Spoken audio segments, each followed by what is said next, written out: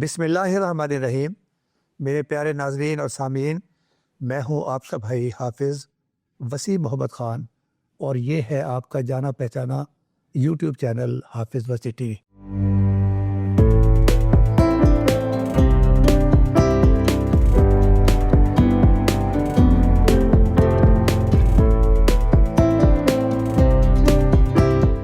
ناظرین، آج کا پروگرام ہے کہ گندم کی فصل 50 سے 65 دن کے درمیان میں ہے۔ اب اس حالت میں ہم نے کیا کرنا ہے، کیونکہ اس سے پہلے کی جو حالت ہے اس میں گورنمنٹ کی طرف سے جو کچھ پچھلے سال ہوا اس کی بنیاد پر کسان جو تھا وہ ڈی مورلائز تھا، لہذا سرٹیفائڈ سیڈ بھی کم استعمال ہوا، کھاد بھی کم استعمال ہوئی۔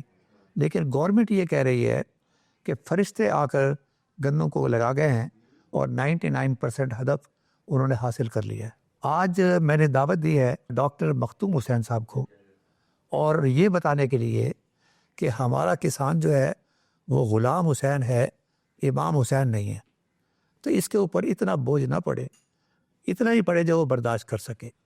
تو اب یہ بتائیے گا کہ سرٹیفائڈ سیڈ بھی استعمال نہیں ہوا، کھاد بھی ہم اتنا نہیں دے سکے، لیکن اب زندگی اور موت کا مسئلہ ہو گیا کہ کم از کم اس حالت میں جو ہماری فصل ہے ہم زیادہ سے زیادہ پیداوار کس طرح لے سکتے ہیں۔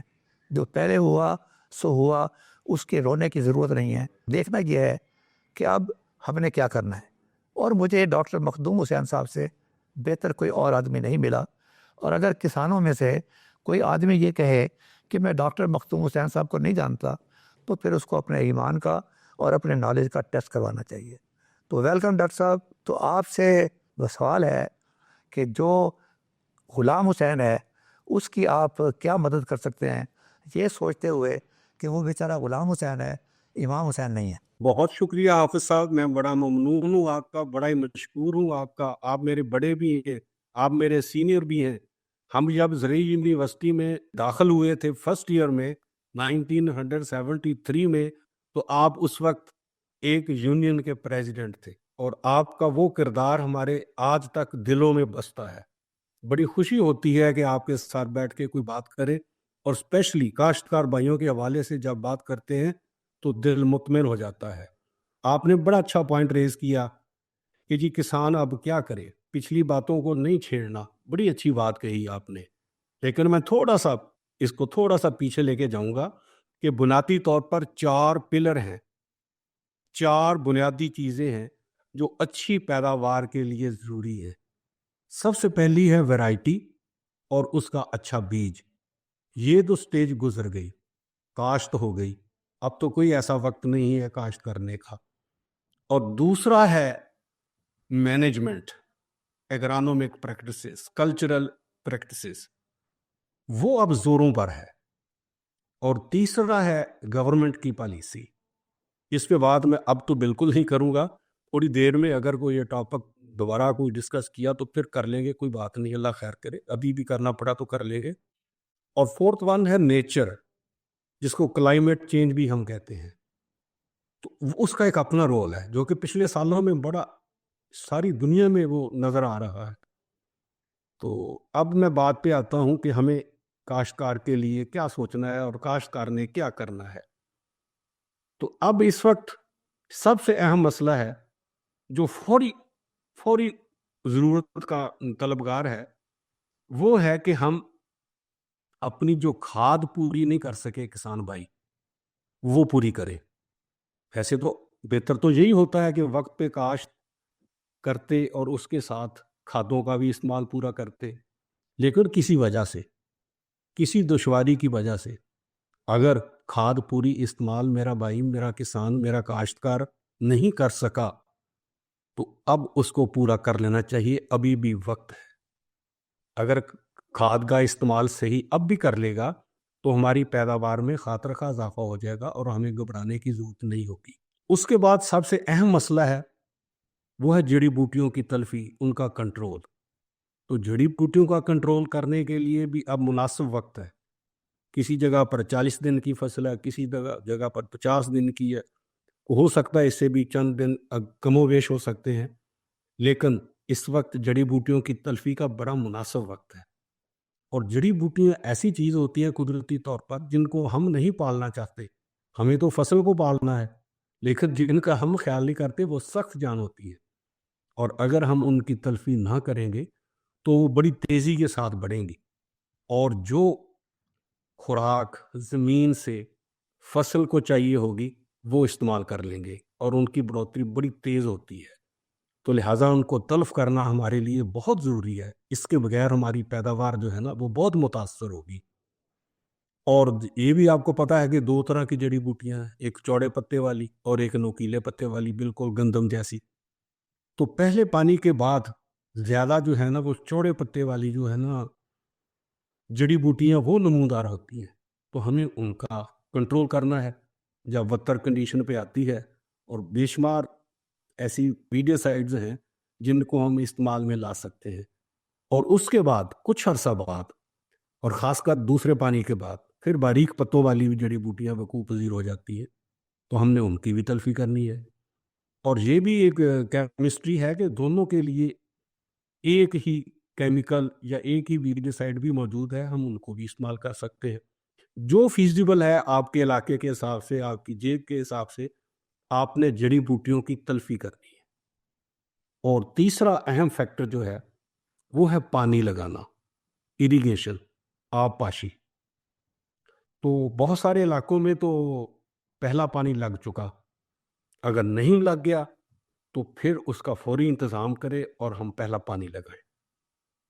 اور میں نے جیسے پہلے عرض کیا تھا کہ اس میں کھاد کا ہم استعمال کر لیں، کھاد کی کمی نہ رہنے دیں.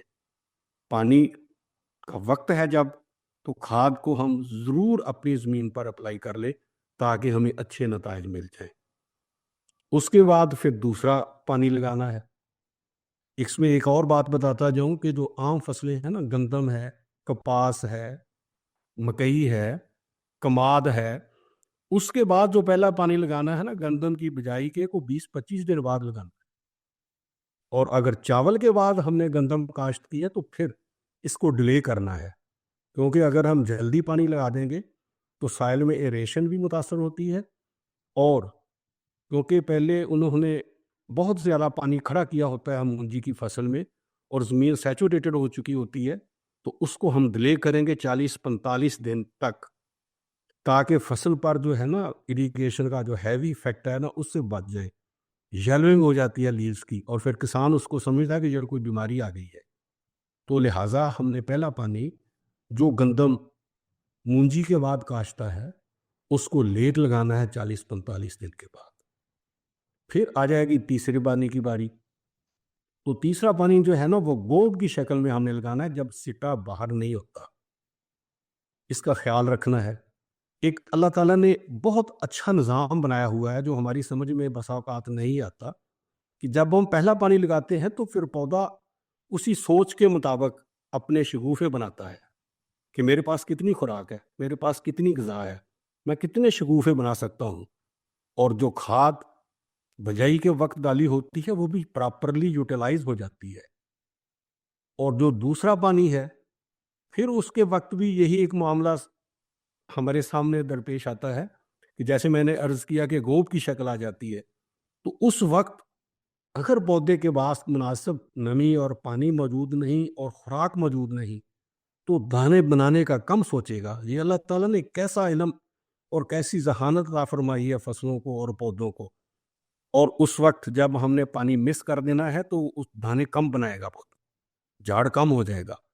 تو لہٰذا اس وقت پانی لگانا بہت ضروری ہے تاکہ وہ جو پودے بنانے کی پودے کی اپنی سوچ ہے نا اس کے ٹلرز کے بعد جو ہوتا ہے نا سپائکس بنانے کی یا سپائکلٹس بنانے کی، جب وہ پانی ہم مس کر جائیں گے تو دانے کم بنیں گے. اور اس کے بعد جو اگلا پانی ہے وہ ہم نے دینا ہے جب دانے بن جائیں اور ملکی سٹیج ہے، دودھیا قسم کے دانے ہیں. اگر ہم اس وقت پانی نہیں دیں گے تو کیا ہوگا کہ ہماری جو دانے بننے کا جو اس کو بھرنے کا کہتے ہیں نا، دانا موٹا ہونے کا عمل متاثر ہو جائے گا. اور اسپیشلی میں ایک یہاں ریکویسٹ کر دیتا ہوں، یہ جو آخری دو پانی ہے نا، یا خاص کر آخری پانی، جب ہم وہ معاونت ہوتی ہے اس کو دودھیا دانے کو موٹا بننے کی، تو اس وقت پانی لگانے میں بڑی خاص احتیاط ہم نے کرنی ہے. کس لحاظ سے ہمارے پاس پیشین گوئی ہے، موسمیات والے بتاتے رہتے ہیں کہ کب آندھی آنی ہے خدا نہ کرے، کب بارش آنی ہے. تو ان حالات کو مد نظر رکھتے ہوئے ہم نے پانی کو آگے پیچھے کر لینا ہے. ضروری نہیں ہے کہ جو دن طے شدہ ہے، جیسے پہلے میں نے بات کی تھی کہ پہلا پانی 20-25 دن بعد لگانا ہے، دوسرا پانی تقریباً 80-90 دن بعد لگانا ہے، اور چوتھا پانی 120-25-130 دن کے بعد لگانا ہے. تو تیسرے پانی میں بڑا خیال رکھنا ہے کہ اگر ہم موسم کو مد نظر نہیں رکھتے اور آج رات ہی ہم نے پانی لگایا یا آج پانی لگایا تو رات کو خدا نہ کرے آندھی چل جائے، طوفان آ جائے، تو وہ جو ہماری گندم کی فصل ہے نا وہ گر جائے گی اور بڑا متاثر ہوگا. جو دانے کا عمل ہے نا، وہ دانا جو ہے نا پھر پراپرلی بھر نہیں سکے گا، دانا موٹا نہیں ہوگا، دانا وزن دار نہیں ہوگا. لہذا بہت ہی ضروری ہے کہ ہم نے خاص کر آخری پانی کو بہت سوچ سمجھ کر پانی لگانا ہے. اور اگر گرمی خدا نہ کرے زیادہ ہوتی ہے تو پھر ہمیں ایک آدھ پانی زیادہ بھی لگانا پڑ سکتا ہے. اور اگر میں تھل کے علاقے کی بات کروں، جدھر آپ کو پتہ ہی ہے نا کہ بڑا سخت ٹیمپریچر ہوتا ہے اور زمین بھی ریتلی ہوتی ہے جو پانی کو ہولڈ کرنے کی کیپیسٹی بہت کم رکھتی ہے، تو ان علاقوں میں 3 پانی یا 4 پانی نہیں دینے بلکہ 6-7 پانی دینے ہیں، کیونکہ وہ زمین فوری واٹر کو وہ ہے نا وہ ابزارو کر لیتی ہے اور اوپر سے خشک ہو جاتی ہے. لہٰذا اس کو 6-7 پانی دے گے. ڈاکٹر صاحب مجھے انتہا کی خوشی ہوئی ہے، اس لیے کہ جب آدمی بہت زیادہ پریشانیوں کا شکار ہو اور کوئی آدمی آ کر اس کو یہ یقین دلائے کہ ابھی کچھ بگڑا نہیں ہے. آپ نے دریا کو کوزے میں بند کر دیا ہے کہ ابھی بھی کچھ نہیں بگڑا، 40 من سے اوپر پیداوار ابھی بھی آپ لے سکتے ہیں، بشرطے کہ آپ ان چیزوں پر عمل کریں جو آپ نے فرمائی ہیں. اب مجھے آپ سے صرف ایک چھوٹی سی بات پوچھنی ہے کہ بے شمار لوگ یہ شکوہ کر رہے ہیں کہ ہم نے لگائی اور شگوفے بہت زیادہ نہیں نکلے. میں آپ کی بات سے یہ مطلب لوں کہ اگر میں اس وقت یوریا کا اور کھاد کا میں استعمال کروں تو شگوفے دوبارہ پھوٹنے شروع ہو جائیں گے.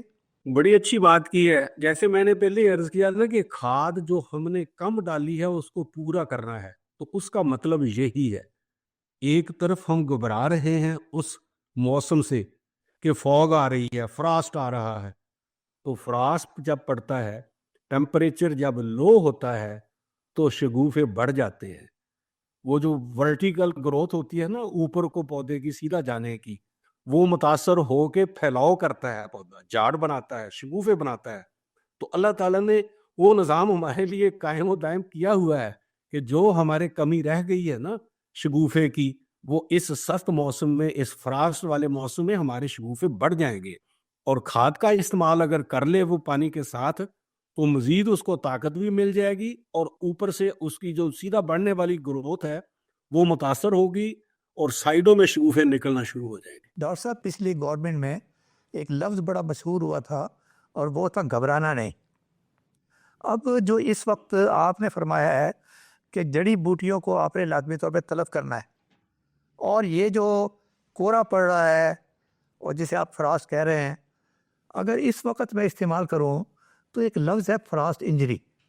اس کا مطلب یہ ہے کہ میں نے جڑی بوٹیوں کو تلف کر دیا لیکن کچھ سٹریس میرے گندم کے پودوں پر بھی آئے گا اور وہ شاید مدد کرے اس کے مزید بچے پیدا کرنے کے اندر.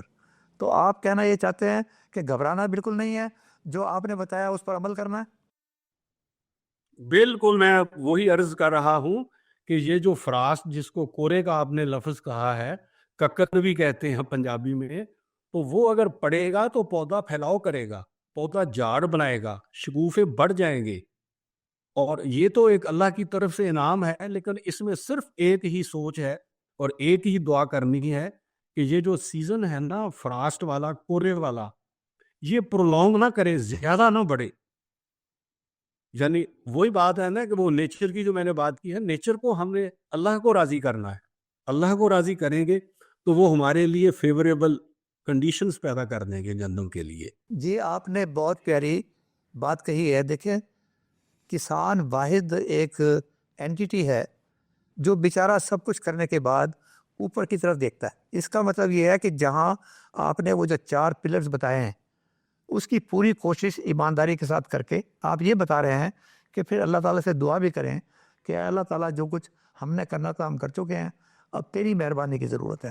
ایم آئی رائٹ؟ بے شک بالکل صحیح کہا آپ نے.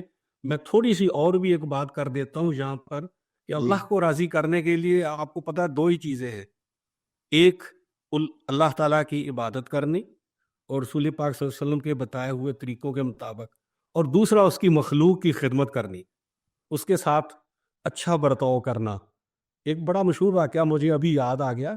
یہ دیکھیں نا، ہم تو انسانیت کی بات کرتے ہیں، ہمارے صحابہ کرام اس سے بھی آگے کام کرتے تھے. ایک دفعہ حضرت عمر فاروق رضی اللہ تعالیٰ عنہ اپنے غلام کے ساتھ، اپنے نوکر کے ساتھ، اپنے ملازم کے ساتھ کہیں جا رہے تھے. تو راستے میں چھوٹا سا ایک پل آیا کسی چھوٹی سی ندی پر. تو اس کو کراس کرتے ہوئے جب دیکھا ایک چھوٹا سا سوراخ ہے اس پر، تو حضرت عمر فاروق رضی اللہ تعالیٰ عنہ نے اس سوراخ کو ایک پتھر کے دانے سے، ایک ٹکڑے سے بند کر کے اس پر مٹی ڈال دی.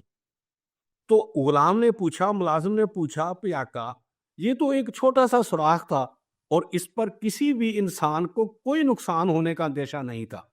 تو حضرت عمر فاروق رضی اللہ تعالیٰ عنہ نے آگے سے فرمایا، قربان جائیں ہم، اس چھوٹے سے سوراخ سے اگر کسی بھیڑ بکری کا پاؤں بھی اس میں پھنس گیا اور اس کو تکلیف ہوئی تو کل مجھ سے پوچھا جائے گا. سبحان اللہ.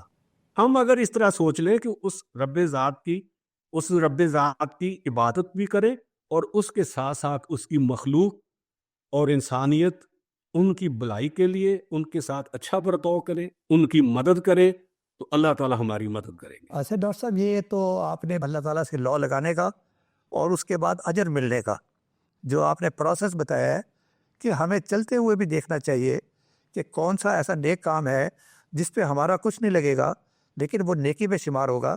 تو یہ جو اس وقت ہماری گندم کی کیفیت ہے، اگر ہم یہ سوچ لیں کہ ملک کے لیے پیداوار، یعنی کہ گورنمنٹ کی طرف سے ابھی تک پرائس اناؤنس نہیں ہوئی اور بیچارہ کسان ان 40 دنوں میں وہ چیزیں نہیں کر سکا جو ضامن ہوتی اس کی پیداوار کی زیادہ سے زیادہ.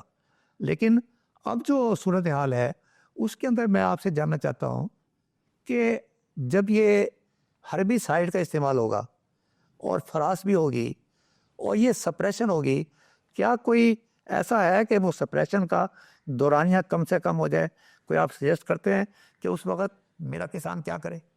دیکھیں، یہ تو میں نے ایک دفعہ پہلے بھی عرض کیا ہے اسی بات میں کہ اللہ تبارک و تعالیٰ نے اس نظام کو اس طرح وضع کیا ہے کہ یہ جو اس کو فراسٹ بھی کہتے ہیں، پھر اس کے علاوہ جو فوگ پڑتی ہے اور اس کے علاوہ جو سموگ پڑتی ہے، تو وہ کنٹینیوس نہیں پڑ رہی. ایک بڑی بہت اچھی بات ہے یہ.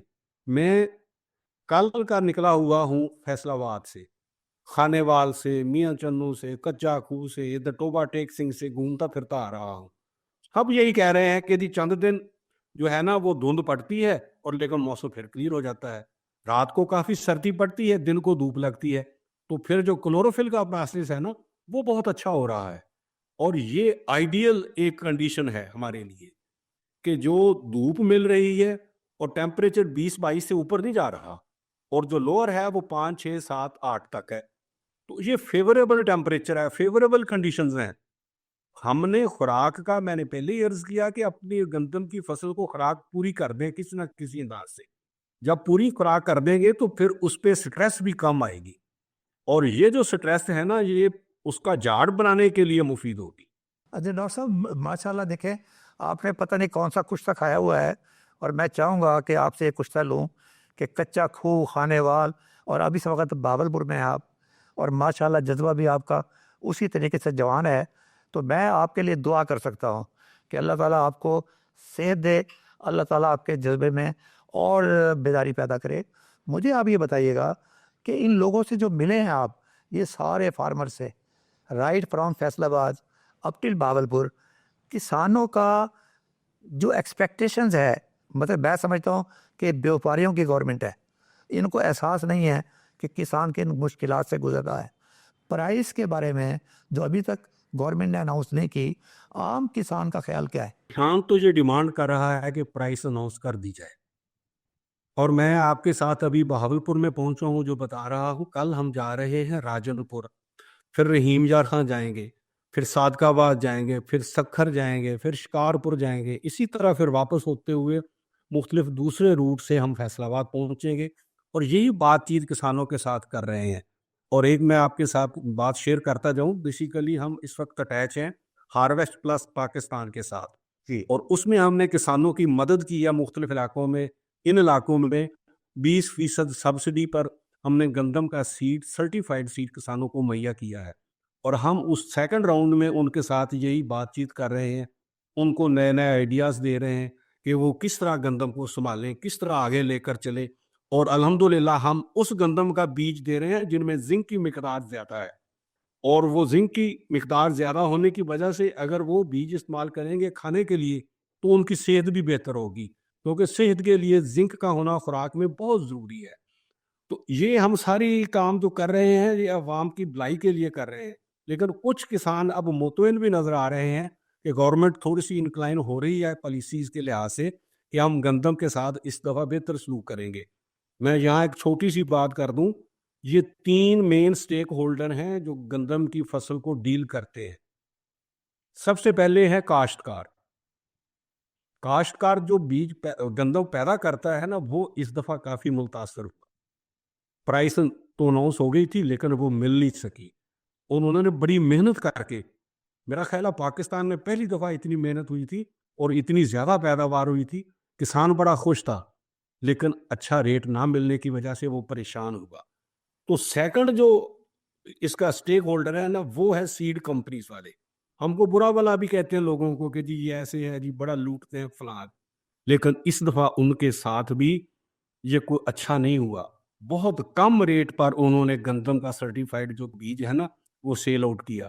ہم بلکہ بعض دفعہ پوچھتے تھے کہ یہ اتنا ریٹ کم آپ کو کیسے بارے میں آئے گا، تو وہ ایک لفظ بولتا تھا کہ ہم منافع نہیں کما رہے، ہم تو اپنا لاس کم کر رہے ہیں، اپنا نقصان کم کر رہے ہیں۔ اگر بیج بچ گیا تو کل کو تو کتنے ریٹ پر بیچیں گے، تو وہ ہمیں بالکل فائدے میں نہیں ہوگا، بہت نقصان میں ہوگا۔ تو میں ایک بات اب ڈر کے کہہ رہا ہوں، اللہ تعالیٰ اس وقت سے بچا لے کہ تیسرا سٹیک ہولڈر ہے آخری کنزیومر، ہماری عوام۔ 2 پہلے پس گئے، اگر گندم کی پیداوار اچھی نہ ہوئی تو تیسرے جو کسٹمر ہے، جو غریب عوام ہیں، وہ بھی پس جائے گے۔ اللہ اس وقت سے بچائے۔ آمین۔ ناظرین، آپ نے یہ 3 سٹیک ہولڈرز کی بات پوری سنی ہے، اور سب سے پیاری بات جو مجھے لگی ہے وہ یہ ہے کہ ڈاکٹر صاحب فرما رہے ہیں کہ ابھی بھی پورا وقت ہے، جو گزر چکا، لیکن آپ کی پیداوار بھرپور آ سکتی ہے، اس شرط کے ساتھ کہ آپ نے کھاد کا پورا استعمال کرنا ہے، پانی کا استعمال کرنا ہے، اور اللہ تعالیٰ سے دعا مانگنی ہے۔ تو آئیں ہم سب مل کے دعا مانگتے ہیں کہ اے اللہ تعالیٰ، ہماری جو خود کفالت ہے، غذائی خود کفالت، اس کو برقرار رکھے، اور یہ ہمارا موسم جو ہے ہمارے کسان کے لیے اور گندم کے لیے سازگار رکھے۔ ڈاکٹر صاحب، میں آپ کا بہت شکر گزار ہوں، آپ ماشاءاللہ آپ نے وقت نکالا اپنے سفر میں سے، لیکن مجھے یقین ہے کہ میرے سننے والوں کو اور میرے کسان بھائیوں کو جو حوصلہ آپ نے دیا ہے وہ اس سے پہلے ہم نہیں دے سکے۔ جس طرح ہمارے سرحدوں کی حفاظت بہت ضروری ہے، اسی طرح ہماری فوڈ سیکورٹی جو ہے نا، اس کی حفاظت بھی بہت ضروری ہے۔ ہماری خوراک کی جو حفاظت ہے نا، وہ بہت ضروری ہے۔ آپ نے بہت پیاری بات کہی ہے۔ میں صرف یہ بات کہوں گا، سرحد کی حفاظت کرنے والوں کی دیکھ بھال گورنمنٹ کرتی ہے، تو یہ غذائی خود کفالت کی دیکھ بھال کرنے والوں کی طرف بھی گورنمنٹ اسی طرح توجہ دے۔ ڈاکٹر صاحب، میں آخر میں آپ کا شکریہ ادا کرتا ہوں کہ آپ نے وقت نکالا اور اتنی پیاری باتیں کی ہیں، ہمارے حوصلے کو تقویت ملی ہے۔